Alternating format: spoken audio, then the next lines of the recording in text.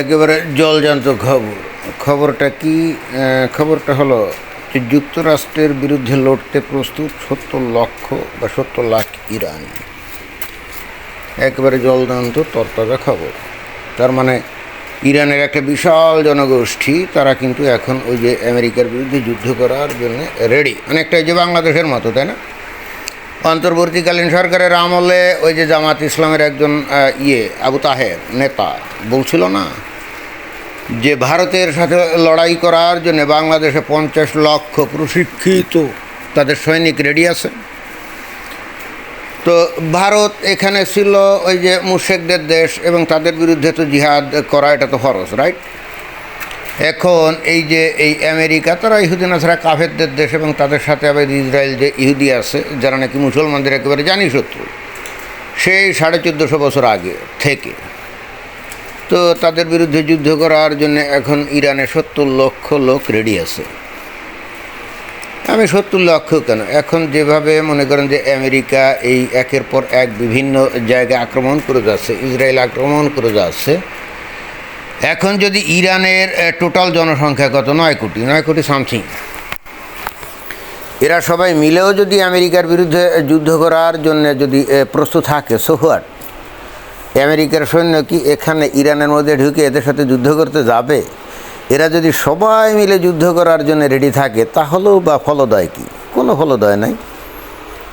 ইরানের লোকজন কি বুঝতে পারছে না যে আমেরিকা এখানে ওই ইরাকে যেরকম দল বেঁধে লক্ষ লক্ষ সৈন্য নিয়ে এসে হামলে পড়ছিল, অথবা যেরকম লক্ষ লক্ষ সৈন্য নিয়ে ওই যে আফগানিস্তানে গেছিল, এই ধরনের কাজ এই যে ইরানের ক্ষেত্রে যে আমেরিকা করবে না, এইটা কি এই ইরানের নেতারা বা জনগণ এটা বোঝে না? এরকম যদি 70 লক্ষ বা আরও বেশি লোকজন যদি এখানে ওই লড়াই করার জন্য প্রস্তুত থাকে আমেরিকার এগেনস্টে, তাহলে আমেরিকার সৈন্যদের বা আমেরিকান সরকারের এমন মাথা খারাপ হয় নাই এরকম একটা বৈরী পরিবেশের মধ্যে তাদের সৈন্যদেরকে ওখানে ঢুকাবে কচু কাটা হওয়ার জন্য, তাই না? মানে এইগুলো চিন্তারা করে কি করে? এই চিন্তাগুলো এরা মানে সুস্থ মস্তিষ্ক হলে তো এইগুলো করতো না, তাই না? ইরানকে দখল করে আমেরিকার তো কোনো লক্ষ্য না, ইসরায়েলের লক্ষ্য না। এরা কি বোঝে না ইরানকে দখল করতে যাবে কোন দুঃখে? আমেরিকা এবং ইসরায়েলের লক্ষ্য হলো ইরানের যে পারমাণবিক সক্ষমতা, যেটা পারমাণবিক অস্ত্র তৈরির যে সক্ষমতা, এটাকে ধ্বংস করা 1 নম্বর, আর 2 নম্বর হলো এদের যে মিসাইল তৈরির সক্ষমতা, এইটাকে ধ্বংস করা। এই দুইটা জিনিস ধ্বংস করাটাই হলো আমেরিকা এবং ইসরায়েলের মূল লক্ষ্য। তো এই লক্ষ্য পূরণে সম্ভবত 80-90% তারা সাকসেসফুল হয়েও গেছে, এবং সেইটা করতে গিয়ে তাদের তো ওই স্থলে সেনা নামানোর দরকার নেই। তো তাই যদি হয়, তাহলে ওই আমরা আবার শুনছি কেন যে আমেরিকার নাকি স্থল বাহিনী ইরানে ঢোকার জন্য রেডি হচ্ছে।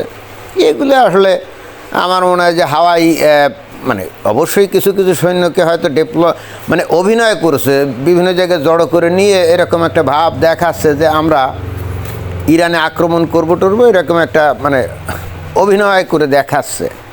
কিন্তু বস্তুত আমেরিকা বা ইসরায়েলের প্রশ্নই ওঠে না ওখানে তাদের স্থল বাহিনী নিয়ে ওই ইরানের মধ্যে ঢুকে পড়া। কোনো দরকার নেই, কারণ ওই দেশটা দখল করা তাদের কোনো উদ্দেশ্য না। উদ্দেশ্য ওই যে বললাম দুইটা, পারমাণবিক সক্ষমতা ধ্বংস করা আর মিসাইল তৈরির যে সক্ষমতা এটা ধ্বংস করা। কী কারণে এইটা করতে হবে? কারণ এইগুলো যদি করে, এবং একই সঙ্গে যদি এই দুইটা করার পর যদি ইরান তারপরও কোনো সমঝোতায় না আসে, তাহলে তাদের অর্থনৈতিক অবকাঠামোকে ধ্বংস করে দেওয়া।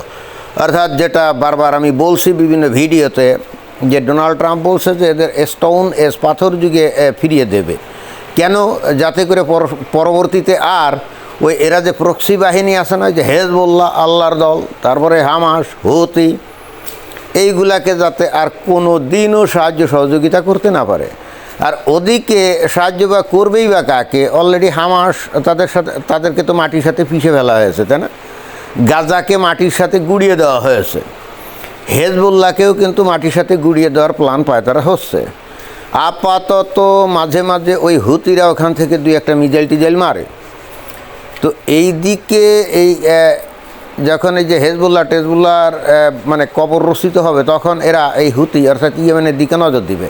এবং এখানেও ওই একই ঘটনা ঘটবে, যেটা নাকি গাজায় ঘটছে, যেটা নাকি হেজবুল্লাহ লেবাননে ঘটছে, এবং একই ঘটনা এখানে ঘটবে। এবং ভবিষ্যতে যাতে কোনো দিনও ইরান এই ধরনের প্রক্সিদেরকে আর সাহায্য সহযোগিতা করতে না পারে, না অর্থনৈতিকভাবে না সামরিকভাবে, সেই ব্যবস্থা করার জন্যে বস্তুত এখানে আমেরিকা এবং ইসরায়েল এখানে আক্রমণ চালিয়ে যাচ্ছে, তাই না? এখানে ওই যে হরমুজ প্রণালী তারা আটকে রাখছে কি আটকে রাখে না, এটা আমেরিকার কোনো মাথা ব্যথা না, এটা ইসরায়েলেরও কোনো মাথা ব্যথা না।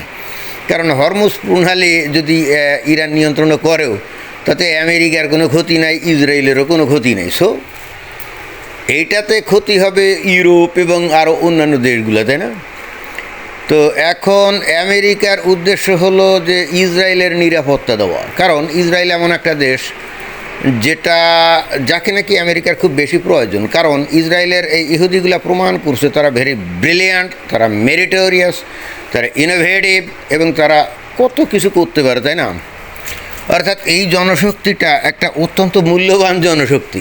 ধরেন যে এই ইসরায়েলের যে কতগুলো 1 কোটি না 1.25 কোটি যে লোক আছে, তারা যে মেধাবী, তারা যে উদ্ভাবনী করে, তারা এ পর্যন্ত বিজ্ঞান প্রযুক্তিতে যে পরিমাণ অবদান রাখছে, এখন এদের সাথে এই বাংলাদেশের মুমিন মুসলমানদের বলেন তুলনা চলে?